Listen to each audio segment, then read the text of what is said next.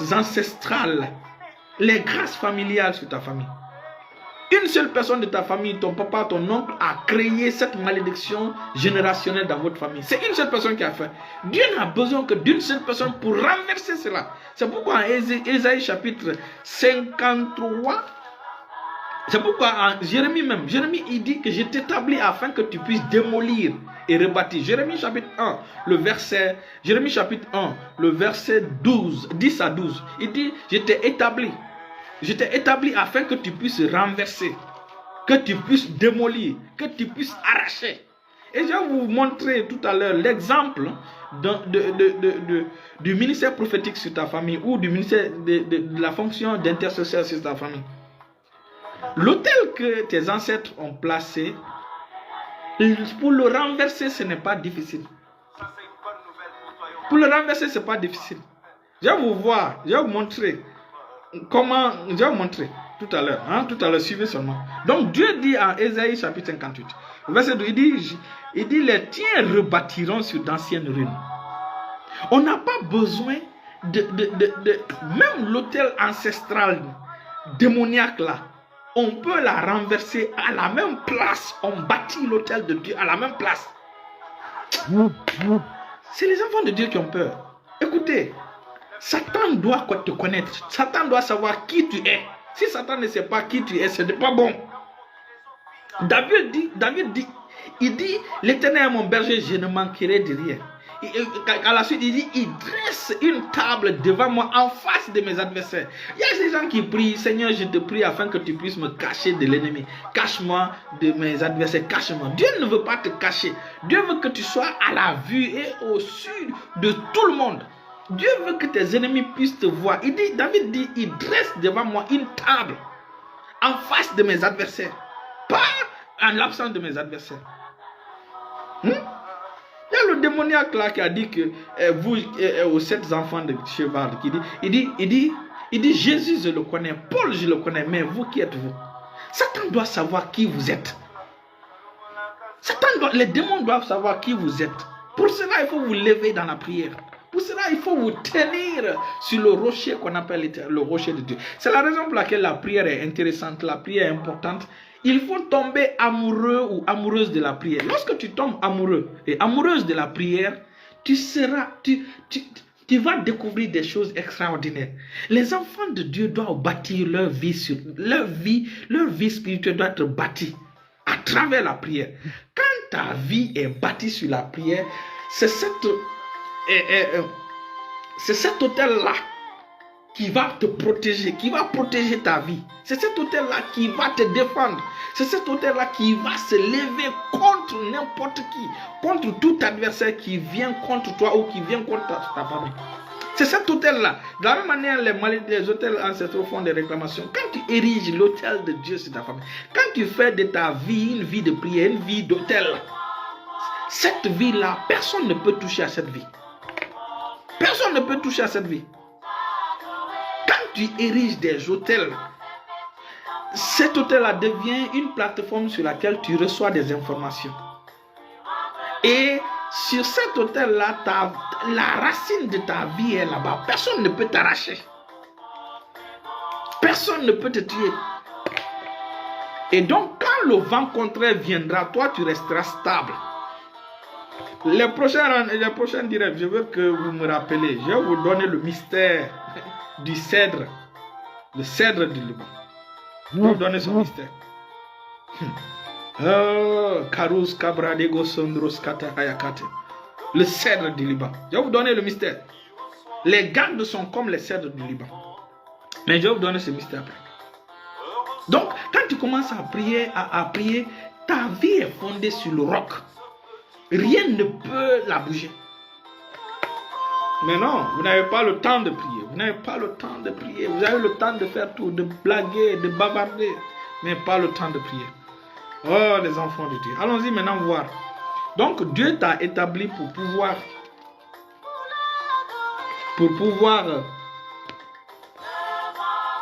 être un réparateur des brèches.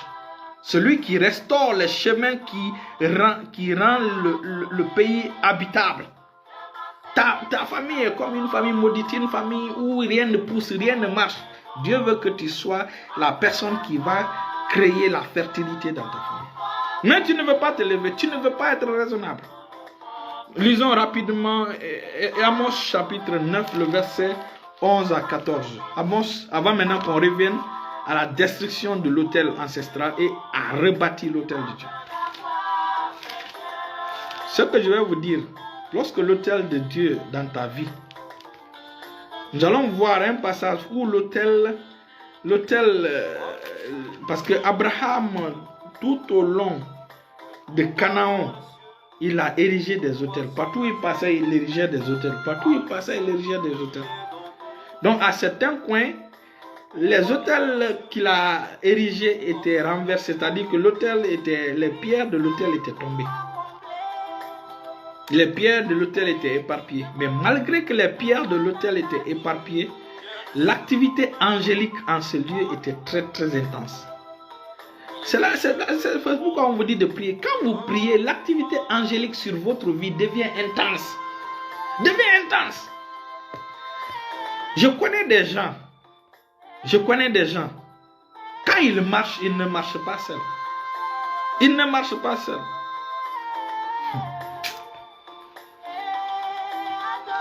Les choses qui sont derrière eux, les choses qui sont devant eux, les êtres qui les accompagnent.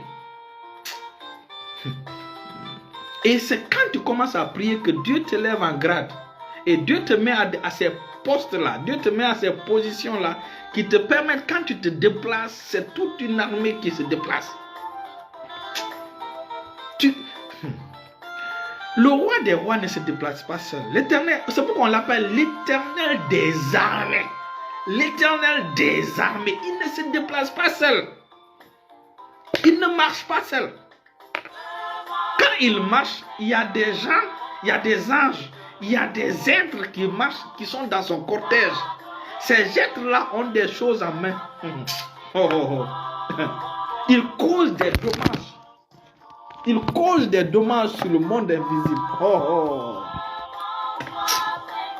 Commence à prier seulement. Et que l'Éternel passe sur ta famille. Tu vas voir l'atmosphère agréable qui va se répandre sur ta famille. Amos, laissons Amos chapitre 9, le verset 11 à 14. Vous allez lire après. Et donc, nous allons voir maintenant là où Dieu dit de renverser l'autel. Donc, Dieu voit Gédéon. C'est là que nous allons voir l'histoire extraordinaire de Gédéon. Dans Juge chapitre 6. Alléluia. Gédéon qui se voyait comme le plus faible, le plus petit, le plus faible, le moindre. Toi aussi, certainement, tu te vois comme le plus faible, le moindre de ta famille. Tu te vois comme le plus faible, le moindre de ta famille. Voilà là où Dieu te dit. Lisons l'histoire, elle est intéressante.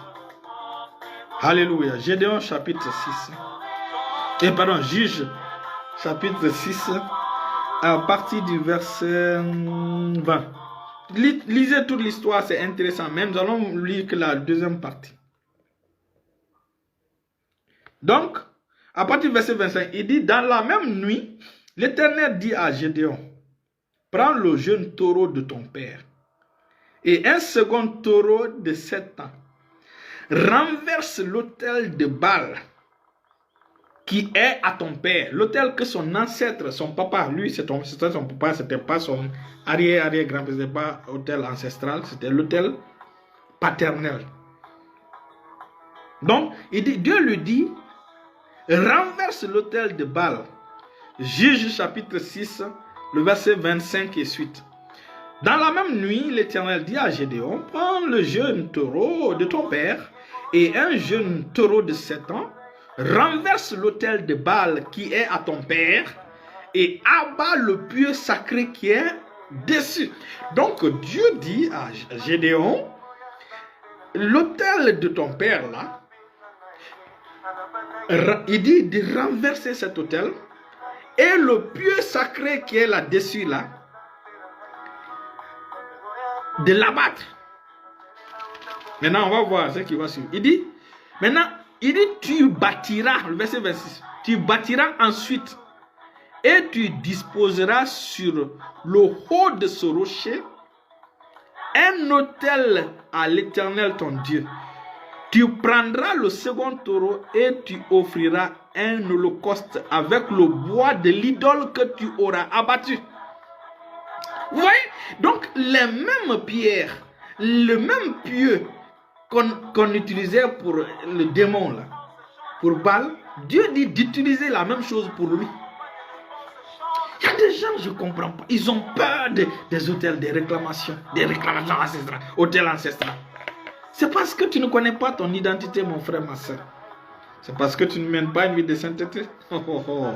Il dit, Gédéon prit 10 hommes parmi les serviteurs, parce que Gédéon avait peur, et fit ce que l'Éternel avait dit, mais comme il craignait la maison de son père, c'est-à-dire que son père, ses frères, les oncles, les frères de son frère, et les gens de la ville, donc son père et les gens de la ville, il exécuta la nuit et non le jour.